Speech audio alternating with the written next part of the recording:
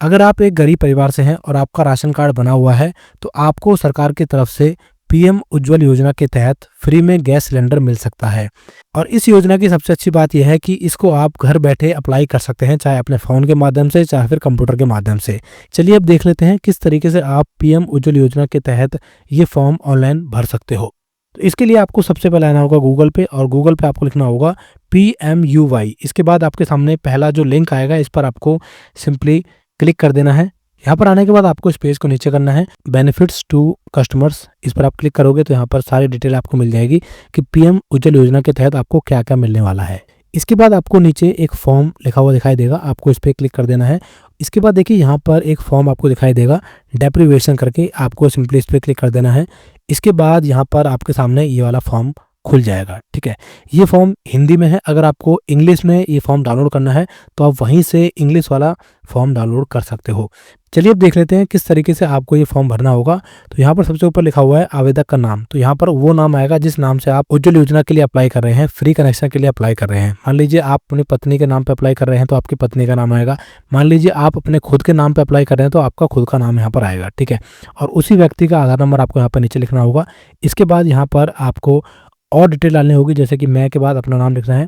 इसके बाद आपके पिता या फिर आपकी हस्बैंड या वाइफ का नाम लिखना होगा। इसके बाद आपकी एज क्या है वो लिखना है। इसके बाद निवासी यानी कि आपका जो एड्रेस है वो आपका यहाँ पर आएगा। ठीक है, इसके बाद देखिए आपकी इनकम को लेके यानी कि आप कितने कमाते हो, इसके अलावा आपके काम को लेके, आप नौकरी करते हो या फिर आप नौकरी नहीं करते, आपका खुद का काम है या बेरोजगार हो, उसको लेकर यहाँ पर कुछ सवाल आपसे पूछे गए हैं। आपको इन सवालों का जवाब हाँ या ना में देना होगा। ठीक है, अब यहाँ पर एक चीज़ मैं आपको बता देता हूँ कि अगर आपको उज्ज्वल योजना के तहत सिलेंडर लेना है तो आपको इन प्रश्नों का उत्तर नहीं में देना पड़ेगा, आपको सभी में नहीं भरना पड़ेगा। ठीक है, अगर आप किसी में हाँ भरते हो तो इसका मतलब ये होगा कि आपकी आय सही है, आपकी कमाई अच्छी है, या फिर सरकार के हिसाब से जो गरीबी रेखा के अंदर दायरे में लोग आते हैं उससे आप ऊपर हो, आपकी कंडीशन अच्छी है। ठीक है, तो आपको यहाँ पर सभी में नहीं लिखना होगा। और अगर किसी में हाँ आता है तो आप समझ लेना कि आपको यहाँ पर गैस का जो कनेक्शन है वो नहीं मिलने वाला है। ठीक है, इसके बाद नीचे की साइड में आपको अपना फिर से नाम लिखना होगा, अपने साइन करने होंगे, तारीख लिखनी होगी कि किस तारीख को आप ये फॉर्म भर रहे हो और किस जगह से आप इस फॉर्म को भर रहे हो। ठीक है, इसके बाद आपका ये फॉर्म कंप्लीटली भर जाएगा और ये फॉर्म आपको प्रिंट आउट निकाल कर ही भरना होगा, जैसे कि मैंने आपको वीडियो के स्टार्टिंग में भी बताया था। इसके बाद आपको वापस आना होगा वेबसाइट पर, और यहाँ पर ऊपर साइड में देखिए लिखा हुआ है apply for new PMUY connection, आपको इस पर क्लिक कर देना होगा। और देखिए नीचे लिखा हुआ है click here to apply for PMUY योजना, आपको क्लिक हेयर पर क्लिक कर देना है। इसके बाद गैस सिलेंडर के जो भी डिस्ट्रीब्यूटर हैं उनकी लिस्ट आपके सामने आ जाएगी। जो भी सिलेंडर आपके आसपास मिलते हैं वो आपको यहाँ पर सेलेक्ट करना होगा। जैसे कि मेरे आसपास भारत गैस का सिलेंडर मिलता है तो मैं सिंपली भारत गैस के आगे क्लिक हेयर टू अप्लाई पे क्लिक कर दूंगा। इसके बाद देखिए यहाँ पर भारत गैस की वेबसाइट खुल जाएगी और यहाँ पर अब नीचे आना है टाइप ऑफ कनेक्शन, यहाँ पर देखिए लिखा हुआ है, आपको सिंपली इस पर क्लिक करना होगा। इसके बाद यहाँ पर उज्ज्वल 3.0 पर क्लिक करना है, कंसेंट देना है और स्टेट और अपना डिस्ट्रिक्ट सेलेक्ट करना है। इसके बाद शो लिस्ट पे क्लिक कर देना है। इसके बाद हमारे डिस्ट्रिक्ट में जितने भी भारत गैस के डिस्ट्रीब्यूटर हैं उनकी पूरी लिस्ट यहाँ पर आ जाएगी। अब यहाँ पर आपको सेलेक्ट करना होगा कि आपके एरिया में कौन सा डिस्ट्रीब्यूटर पड़ता है। ठीक है, तो जैसे कि मेरे एरिया में ये नीलम एंटरप्राइज पड़ता है तो मैं इसी पे सेलेक्ट करूंगा। इसके बाद कंटिन्यू पे क्लिक करूंगा। ठीक है, ये चीज़ आपको पहले पता करनी पड़ेगी कि आपके एरिया में कौन सा डिस्ट्रीब्यूटर पड़ता है। इसके बाद यहाँ पर आपको मोबाइल नंबर डालना होगा। यहाँ पर आपको मोबाइल नंबर उसी का डालना है जिसके नाम से आप पीएम उज्ज्वल योजना का फॉर्म भर रहे हैं। इसके बाद यहाँ पर कैप्चा डाल दीजिए, जैसे कि यहाँ पर अभी समझ नहीं आ रहा, तो उसको हम रिफ्रेश कर लेते हैं एक बार। रिफ्रेश पे क्लिक करके तो यहाँ पर आएगा 66। इसके बाद सबमिट पे क्लिक करेंगे। इसके बाद जनरेट OTP पे क्लिक करेंगे। इसके बाद आपके इस नंबर पर एक OTP जाएगा, OTP डाल के आपको सबमिट OTP पे क्लिक कर देना है। इसके बाद प्रोसीड पे क्लिक कर देना है। इसके बाद यहाँ पर देखिए आपको नो पर सेलेक्ट रहने देना है। फैमिली आइडेंटिफायर में आपको सेलेक्ट पर क्लिक करेंगे तो देखिए अभी राशन कार्ड ही ले रहा है यहाँ पर, तो आपके पास राशन कार्ड नहीं होगा तो आप फॉर्म नहीं भर पाओगे। ठीक है, टाइप ऑफ स्कीम में आपको यहाँ पर उज्ज्वल 3.0 जनरल कर रहा हूँ क्योंकि मैं जनरल कास्ट से हूँ तो जनरल कर रहा हूँ। अगर आप SC OBC ST से हैं तो आप उस हिसाब से करेंगे। इसके बाद यहाँ पर नंबर में आपको राशन कार्ड का नंबर डालना होगा। स्टेट हम सेलेक्ट कर लेते हैं अपना और सिंपली राशन कार्ड का नंबर डाल के प्रोसीड पे क्लिक करेंगे। इसके बाद ये वाला पेज खुलेगा। अब देखिए यहाँ पर आपको कुछ डिटेल्स और डालनी पड़ेगी। सबसे पहले आपको यहाँ पर आई कन्फर्म पे क्लिक कर देना है। अब यहाँ पर आपको बताना पड़ेगा कि आपके राशन कार्ड में कितने मेंबर्स ऐसे हैं जिनकी उम्र 18 साल से ऊपर है। जैसे कि मान लीजिए मैं इसी राशन कार्ड का एग्जांपल लेता हूँ। ये राशन कार्ड है, इसमें 3 मेंबर ऐड हो रखे हैं। एक बच्चा है, एक पति, एक पत्नी है। पत्नी के नाम से इस फॉर्म को भरा जा रहा है, इस उज्ज्वल योजना का फॉर्म अप्लाई किया जा रहा है। तो पत्नी को हम छोड़ देते हैं। अब बचे 2 मेंबर, एक पति और एक बच्चा। अब बच्चे की जो उम्र है वो 18 साल से कम है, तो बच्चा हट जाएगा। अब कौन बचेगा? सिर्फ पति, मतलब कि एक यहाँ पर आएगा। अगर बच्चे की उम्र भी 18 साल से ऊपर होती तो यहाँ पर 2 आता। मतलब कि जिसके नाम से हम अप्लाई कर रहे हैं उसको छोड़कर बाकी मेंबर्स कितने हैं जिनकी उम्र 18 साल से ऊपर है, वो नंबर आपको यहाँ पर डालना पड़ेगा। इसके बाद नीचे आपको यहाँ पर सेलेक्ट करना है। जैसे कि मैंने यहाँ पर 1 किया है, तो जो 1 है वो कौन है? तो वो है हस्बैंड। ठीक है, क्योंकि जो वाइफ है उसके नाम से तो फॉर्म भरा जा रहा है, तो यहाँ पर हम सिंपली हस्बैंड कर लेंगे। इसके बाद यहाँ पर हस्बैंड का फर्स्ट नेम और मिडल नेम या लास्ट नेम आएगा, जो भी नाम है वो आप लिख देना।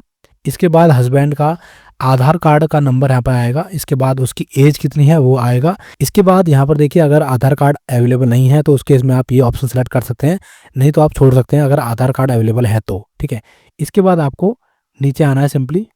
अब यहाँ पर देखिए 2 बॉक्सेस आपको देखने को मिलेंगे। अब इन बॉक्सेस पे आपको क्लिक नहीं करना है। क्लिक किसको करना है बता देता हूँ।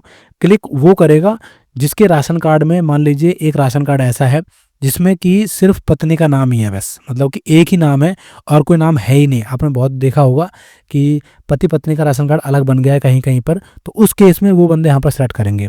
दूसरी कंडीशन बनती है यहाँ पर कि मान लीजिए पति पत्नी या बच्चे वगैरह जो भी थे और उसमें जो हस्बैंड है उसकी डेथ हो जाती है इन केस, और सिर्फ पत्नी बची हुई है, तो उस केस में भी यहाँ पर बॉक्स को टिक किया जाएगा। ठीक है, अगर कोई दिक्कत नहीं हुई है, मतलब कि आपका नॉर्मल राशन कार्ड है, आपके हस्बैंड बच्चों का नाम वगैरह लिखा हुआ है, नॉर्मल है, तो उस केस इन दोनों बॉक्सेस को छोड़ दोगे। ठीक है, जैसे कि मेरे केस में मैं यहाँ पर दोनों बॉक्सेस को छोड़ रहा हूँ। ठीक है, मेरे को यहाँ पर क्लिक नहीं करना है नॉर्मल, अगर आपका राशन कार्ड है तो। ठीक है, कोई दिक्कत नहीं है तो।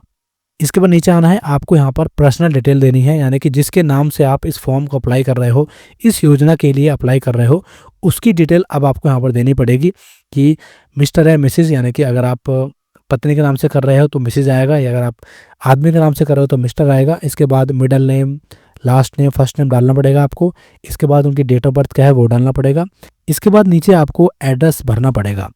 अब ये एड्रेस आपको कहाँ का भरना है? तो ये एड्रेस आपको भरना पड़ेगा जहाँ पर आपको सिलेंडर चाहिए। इस एड्रेस का आपके पास प्रूफ भी होना चाहिए, क्योंकि ये आपको अपलोड करना पड़ेगा। ठीक है, तो चीज़ देख लेना कि अगर आपको जिस एड्रेस पर सिलेंडर चाहिए उसी एड्रेस का अगर आपके पास प्रूफ है तो आप देख लेना, नहीं तो आप एड्रेस वगैरह आधार कार्ड वगैरह में चेंज करवा सकते हो। ठीक है, अब डॉक्यूमेंट कौन कौन से हैं तो इनकी पूरी लिस्ट आपके सामने आ जाएगी कि कौन कौन से डॉक्यूमेंट्स आप एड्रेस प्रूफ के रूप में दे सकते हो। तो मैं यहाँ पर सिंपली राशन कार्ड ही कर ले रहा हूँ, क्योंकि राशन कार्ड में ही हमारा एड्रेस वगैरह लिखा हुआ है, तो सिंपली हम राशन कार्ड कर लेंगे। ठीक है, इनकेस अगर आपके पास राशन कार्ड कहीं और एड्रेस का है और आपको सिलेंडर कहीं और पे चाहिए, तो आप आधार कार्ड में सिंपली वहाँ का एड्रेस पहले अपडेट करवा लेना, उसके बाद ही इस फॉर्म को आपको भरना पड़ेगा। ठीक है, इसके बाद प्रूफ ऑफ आइडेंटिटी में आपको यहाँ पर आधार कार्ड सेलेक्ट करना है।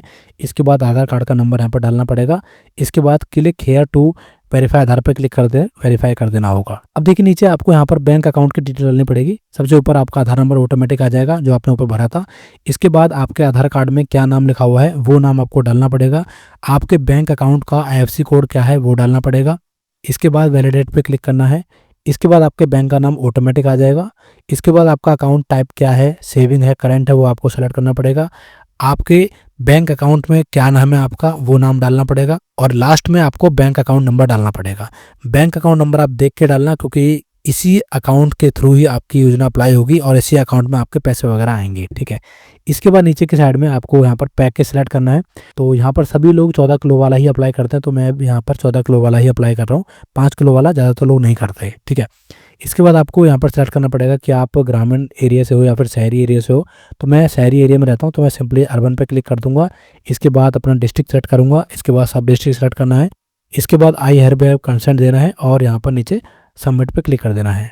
इसके बाद देखिए हमारा जो फॉर्म था वो सक्सेसफुली भर चुका है, और यहाँ पर हमें एक रिक्वेस्ट आईडी भी मिली है।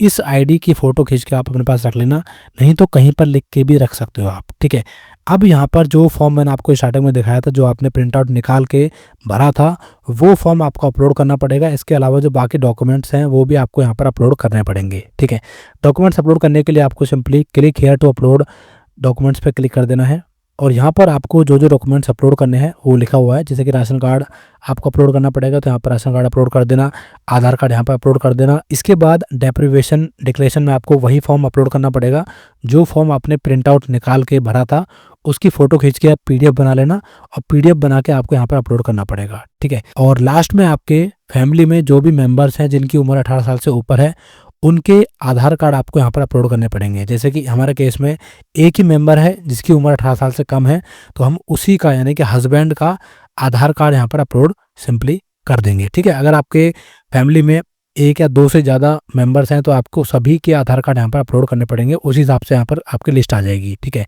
इसके बाद यहाँ पर आपको कंसेंट देना है और सबमिट पे क्लिक कर देना है। इसके बाद देखिए हमारे जो डॉक्यूमेंट्स थे वो सक्सेसफुली अपलोड हो चुके हैं। ऊपर देखिए लिखा भी आ गया है कि हमारे जो केवाईसी डॉक्यूमेंट्स थे वो सक्सेसफुली अपलोड हो चुके हैं, ठीक है गाइस।